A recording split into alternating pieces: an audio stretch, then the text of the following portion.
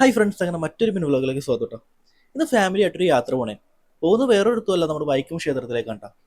കാറുമായിട്ടെങ്കിൽ നേരെ ആദ്യം പോയത് പോട്ടയിൽ ഭഗവതി ക്ഷേത്രത്തിലേക്ക് കണ്ട. അത് ഞങ്ങളുടെ കുടുംബക്ഷേത്രമാണ്. അവിടെ തൊഴുതിച്ച് നേരെ വൈക്കത്തേക്ക് പോയി.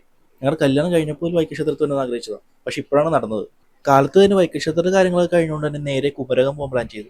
പോകുന്ന വഴി അടുത്തൊരു ഹോട്ടലിലേക്ക് ഒരു ബ്രേക്ക്ഫാസ്റ്റും കഴിഞ്ഞ് ഞങ്ങൾ കുമരകത്തെത്തി. കുമരകത്ത് ഒരുപാട് സംഭവങ്ങളും കാണാനില്ലെങ്കിലും ബോട്ട് യാത്ര ഉണ്ട് അവിടുത്തെ സ്പെഷ്യൽ. ഒരു മണിക്കൂർ യാത്രക്ക് ഹൗസ് ബോട്ട് കിട്ടാത്തതുകൊണ്ട് തന്നെ ഞങ്ങൾ ശിക്കാരവെള്ളം ഉണ്ട് എടുത്തത്.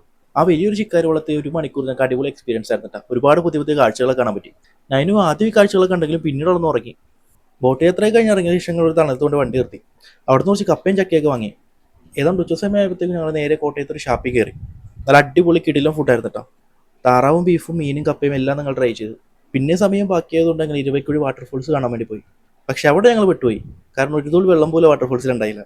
അങ്ങനെ ഫുൾ ഡേ ഫാമിലിയുടെ ഒപ്പം കറങ്ങി ആ ഒരു ദിവസം കടന്നുപോയി.